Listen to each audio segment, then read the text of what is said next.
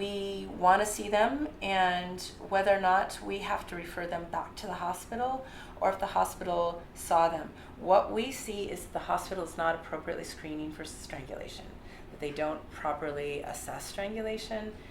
We know if we send them back to the hospital, they're not necessarily going to get assessed either. So we're doing a lot of education around strangulation, and I'm going to go into that a little more. So why? I said there's two main reasons, right? One is absolutely medical. What has happened to their neck?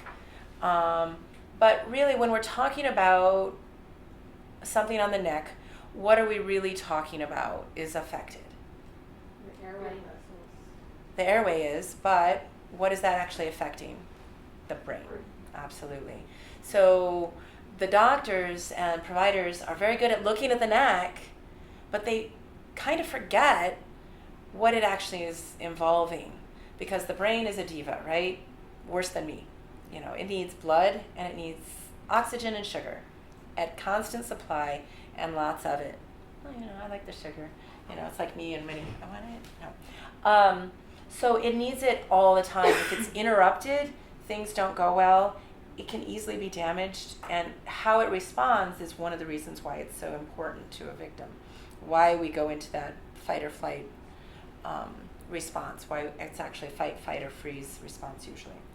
But the other indicator is not just the physical, but what it means, what the offender is telling the victim, what the victim is hearing from the offender, and the link to homicide. So there's, we look at risk factors, and for our domestic violence IPV exams, we do a safety assessment. It's a part of the danger assessment done by Dr. Betty Campbell, who actually is a nurse. She has her doctorate in nursing, but I'm like, Rebecca Campbell, is a neurophysicist who's doing the neurobiology of trauma, also important. But Betty Campbell is the nurse who does the danger assessment. Jacqueline is an internationally known nurse researcher from Johns Hopkins University. She developed this assessment over 25 years ago and has refined it throughout the years. This is an evidence-based practice.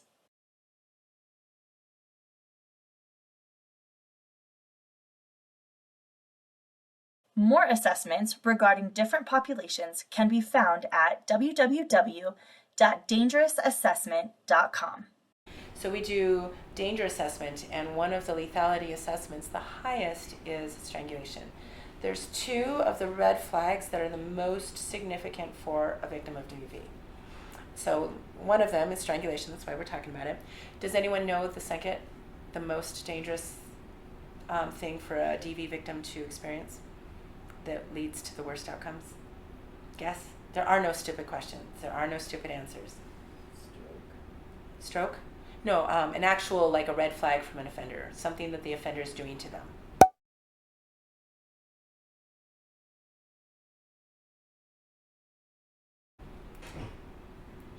Isolation. Isolation's bad, but it's not the worst. The worst thing is stalking. So if you've got strangulation and you've got stalking, and now you're like, oh yeah, of course, I didn't think of that. Absolutely, when we think about it, but a lot of people don't realize that they're being stalked.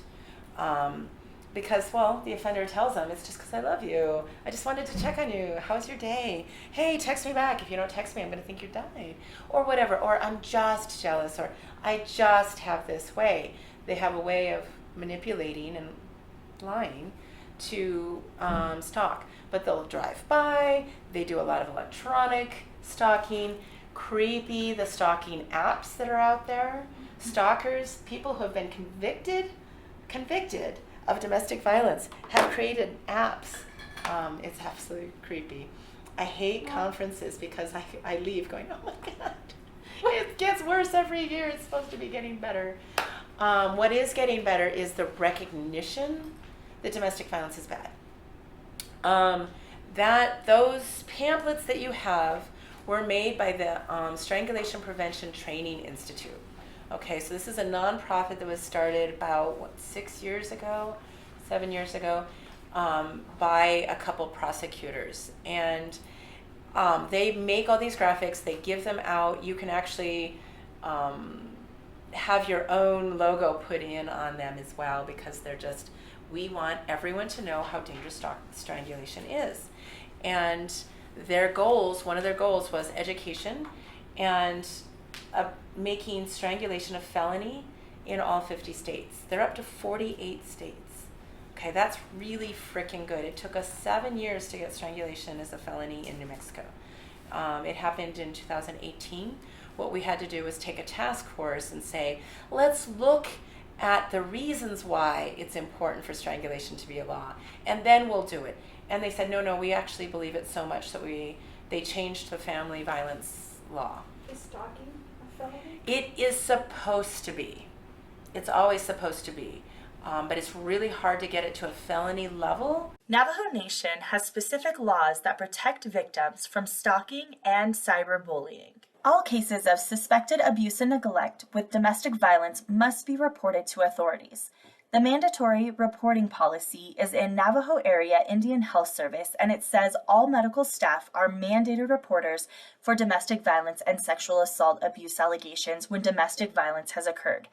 Always notify law enforcement officials, even if the patient does not want to press charges. Yeah, does harm have to occur from? I think, and there's because laws have levels, and so it's felony if something specific happens and they're able to prove harm, whether it be from fear, because stalking usually involves fear for the victim. But most of the time it's charged as a misdemeanor, so that's not good enough. But one of the times we had gone to the legislature about strangulation, one of the senators, I shouldn't be on video and say that, said, well, what if he just put his hand on her neck to calm her down for a minute? So that was what we were fighting forever. Now it went, but the last time it went without a hitch because there were so many states behind it. But what really needs to happen is what Arizona did. They beat us to it. I'm like, Arizona. They not only made it a felony offense, they billboarded the state. They put up billboards that said, put hands on your loved one, put hands on the neck of your loved one, and you face these many years in prison and this type of fine. Oh my God, education, so that everybody is aware, and that also informs the police and the jury pool and the neighbors and the victims, right? I was doing a presentation for social workers, actually, counselors to be, and one, she raised her hand, she said, I thought it was only strangulation if they used 2 hands and not 1. And I looked at her, and she's sitting right next to her boyfriend, and I was like, run, just run right now. But we're told a lot of things. There's a lot of misinformation out there, right, about what strangulation is, about what stalking is. Stalking is a really scary person peeking in your windows at night. No, it's somebody bugging you all the time. It's knowing where you are. It's calling all the time. It's texting all the time. If you don't call back, I'm going to kill myself. We had a horrific case of stalking. This 18-year-old was stalking his girlfriend, and she turned off her phone. She texted her friends and said, I'm not dead. I just have to turn off the phone. You won't leave me alone. She had broken up with him, and he'd gone to the hospital. They kicked him out. They did not, he was going to kill himself, all this stuff. So unstable. Yeah, and he went and killed her mother and her. Butchered them with knives. And the homicide detective that I worked with, who actually had a lot of compassion for the work, he had to quit. He said that was one of the most horrific things. But because everybody saw the stalking, everybody knew about it, but nobody thought to say, this is danger, girl. You're in danger, like Whoopi Goldberg. Girl, you're in danger. So we have to enable everyone to say, no, it's not okay. He's not just going to get over it. We have to be careful. We don't know exactly if that's the one that's going to snap and kill, but we have to be warning people to stay safe. So that's one of the reasons, 2 of the reasons. So high lethality indicator, and that the neck is so vulnerable. The other one is high likelihood of concussion and actual harm to the neck or the brain. The thing is, frequently it's not There's not a lot of secondary harm other than fear. I mean, I think fear, trauma, PTSD, anxiety, depression, all those are very important side effects. But sometimes there's not from that assault, but sometimes there is. And one of the highest is it's not very common, but it's very lethal, is a carotid dissection. So we're going to go into that one. What we do know is that they frequently don't disclose a strangulation. They might have visible injury, but they might not have really acknowledged it. Have any of you worked with a domestic violence victim who's been strangled? And they discount it? Do they go like, I'm okay? I'm all right. He's done it 1,000 times. Same concept, didn't understand what strangulation was, but just, because it wasn't the clothes. Right. What is the stereotype of strangulation? Like the stereotype of rape, which gets us into trouble. Strangulation stereotype is big, dramatic. There's bruises, but they're okay, right? They have time. They can fight. Sandra Bullock fighting Ryan Gosling. It's an old movie, I know. But there she is, and she's like, oh, I can remember as a child, and she gets the strength, and she throws him over the cliff, right? It's not what it really is. Freaking scary. It's terrifying to have hands on the neck.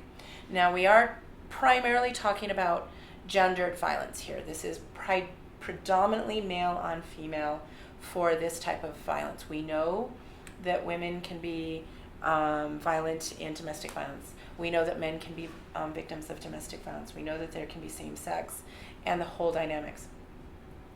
For strangulation and homicide, we are talking about femicide. It is predominantly men killing women. So that's kind of our focus.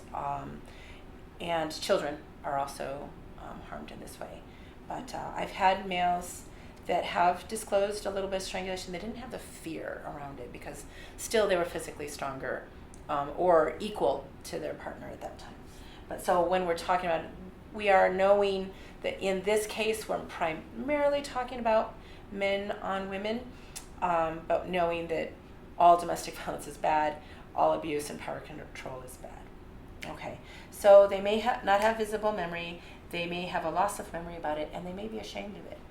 Our victims are always, not always, but most of the time ashamed, embarrassed, especially if it's DV, they've been letting it happen for so long. They feel complicit in their own abuse, which is absolutely wrong, okay? It's never their fault.